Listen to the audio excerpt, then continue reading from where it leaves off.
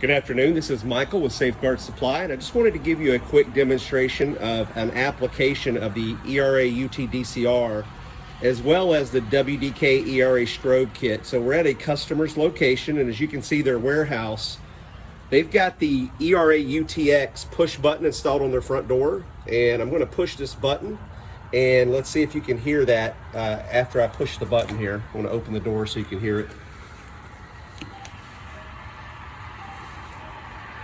So there's two sounds you hear. One is the doorbell that's in the shipping room, and the other is a siren they've got in the back of the warehouse. You can see how loud it is. This is about a 13,000 square foot warehouse.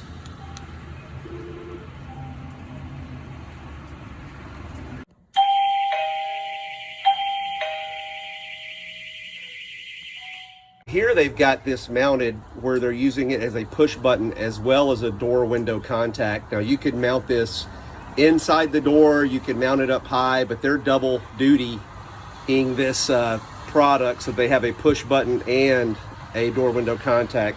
So in this case, just to show you the functionality of the door window contact, I'm going to open the door, which is going to separate these two magnets and then trigger the receivers inside. And then here is the siren inside the warehouse.